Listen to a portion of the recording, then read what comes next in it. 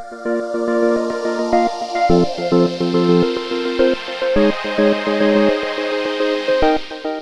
good evening, everyone. My name is Pickens, and I am an ELA teacher and ELA coordinator at a school district, Springs Valley in Southern Indiana.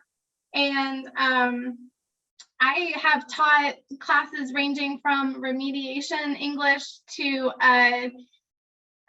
dual credit college level classes. So I've used Edulastic for all of them. And I absolutely love the flexibility that Edulastic gives to teachers in their assessments. I've been using Edulastic for about 7 years, and I've been an Edulastic innovator for the last 3 years, and I've been really excited just to share with other educators all the things that Edulastic does, and to also learn from teachers like Barbara and Narissa. So I really appreciate learning from their experiences and what they're doing with Edulastic as well. And I love that question that Barbara had about, was it careless or conceptual? I'm gonna, the takeaway for me tonight. So I especially use the differentiation features for my students that need extra scaffolding. So my ELL students, my special education students, or my students that are taking remediation English. And I find it so awesome what Edulastic allows teachers to do to create assessments. So the first thing that I do is I actually create a lot of like lesson plans in Edulastic. And by that, I mean, I don't just use Edulastic for assessments. I use it to create full lesson plans that my students can do remotely. I actually started doing this when I was on maternity leave several years ago. And then I started using it for e-learning days for my students. When we had those first snow days, Indiana was an early adopter of those. And then of course, we have the whole pandemic teaching. And then I'm currently teaching a kind of hybrid where I teach long distance for my students part of the year.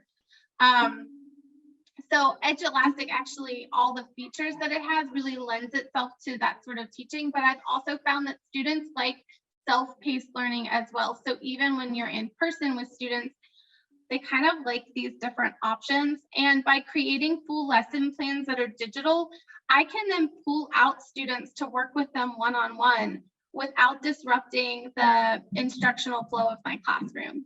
So I really love that. And sometimes that just means that I'm working with small groups of students through the lesson on Edulastic while other students are working independently. I love having those options. So Edulastic has so many different question types, but the one that I really make use of a lot and kind of, I think in a little bit of non-traditional ways, is the passage-based question. And so here's an example of direct instruction that I'm giving to students. This was a lesson on symbolism. And I actually had 3 different choices for students to get their instruction. So there were 2 different videos students could choose from. One was a more challenging video and one was an easier video. And so they could choose which video they wanted, or there was a text-based version. All of this direct instruction had the same kind of exit slip questions for them to show their learning, but they had different ways to learn the material. And so just giving students choices, I think, is huge and really help them learn. But note that the assessment question was all the same. They're still learning the same material. They're just learning it in the way that they need to learn it. I do a really similar thing with assessments then. I give students different choices for their reading text, and then I have the same question. Again, it's different lexile levels, but the same standard that we're working on. So here they had an easier poem choice, a medium level poem choice, and an up for the challenge poem choice. And then they had the same question: how does the author mainly create humor through the use of irony in one of the poems? And I am always surprised. Students like to choose the more challenging choice. Even students that I don't expect them to. And I actually think that's a really interesting thing to keep in mind, is that when you give students choices, you might actually find that they're more engaged in their learning than you thought they were, or they want to be engaged in their learning. and they want someone to believe in them. They want someone to give them those kind of choices, and they usually do really well with it. But those easier poem choices are still there for students that need it and want it. And all the students know that they're still working on the same standard. And so they still know that they're learning the same material, even though they're working with different texts. Okay, and this I think is just a bigger screen, so you can see that a little bit. I also provided scaffolding. I'll go back. I provided them some scaffolding there with reminders on the method that I had taught them for constructed responses. And I color coded it for students, although I do want to keep in mind any year that I have students who are colorblind, I have to make sure that I don't do that for them. But I teach them to color code their work so that they know the different parts of their responses. And so I use that as an instructional method. But Edulastic makes it really easy to clone an assessment and to just take out parts of the question. So if I wanted to, I could remake this test really easily and get rid of the scaffolding on how to answer the constructed response. Okay, but I could also add even more scaffolding if I wanted to, and I could assign it to different groups of students really easily. Okay, another thing that I do for students is I provide them with different texts and different images. So I think images are really helpful for students to understand what's going on. So this is a poem called Eating Together by Young Lee, and it's about eating fish together with his family. And so like I have an image of the dish there to help students kind of have an idea what the poem is about. But then I use the tabs here. There's two different tabs, just like I provided like this, the differentiation with different types of text. I also provide students with the text and the audio. And the premium version of Edulastic has like a text-to-speech reader that will read it to students. But I like to include this because I think it's really important that my students hear from diverse voices in my classroom. And so this enables me to allow them to actually, like in this case, hear from the poet reading the poem himself because it's on YouTube. So I think that's really cool that this poet is reading his poem in my classroom. And then students have an option on how they can learn the poem. They can either read it themselves or they could do the audio or a little bit of both. Okay, and I also wanted, okay. The other thing that I do for students, and this is where the cloning becomes really helpful too, I provide students with a lot of sentence stems and also paragraph stems, depending on what their ability level is for their constructed response.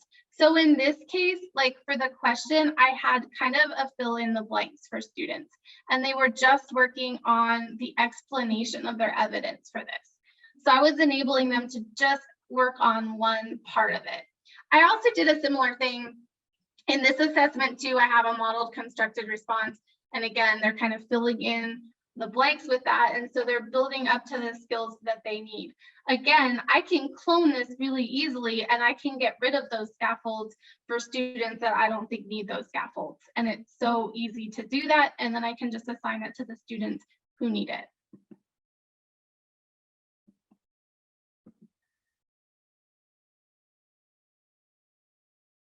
Okay, and I wanted to show, I don't know that you can see it on there, but the other thing that I do is I sometimes, on this particular question, it was a two-part question.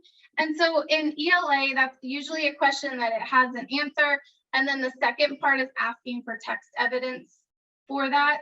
Well, in this case, this was for a remediation class and students really needed extra scaffolds. So when you get to part B, I actually then told the students what the answer is. I put the correct answer is blank. And then I said, if you don't mark that answer, go back and change it. And then now that you know the answer, where would you find the text evidence? Now, again, I could take away that scaffold for students that don't need it, but for my remediation summer school students, they needed that. And they're still having to do some really critical thinking about that. I mean, just because I told them the answer to the first part, they still have to find the text evidence.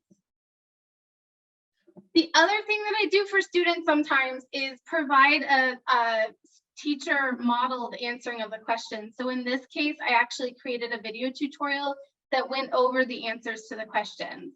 And the students were just filling in the answers as they watched the video. I don't do this all the time. This is like a gradual release aspect that eventually they'll be able to do this on their own. But for students that really struggle, this is a scaffold for them, so we can eventually get to the point that they can do the work independently. And again, I don't have to provide this video for all my students. I can provide it for the students that really need it. Okay, and I'm trying to think, I have a couple other things that I wanted to talk to you just briefly there, and I don't think I showed it. I don't know where I had it, but there is a place, it's on this last question. If you scroll down, there's a show hint button on here as well. And sometimes I will actually just like you can go in and give students a hint about the answer. And so sometimes I will give them a hint for constructed responses by linking to a Google document that has a modeled example, or linking to a video that has extra information for students, or just giving them a hint about what they need to be thinking about for the question. So that show hint button is really, really helpful for students. And also there's just so many options to add images for your special education and your ELL students. And those images I think are so important.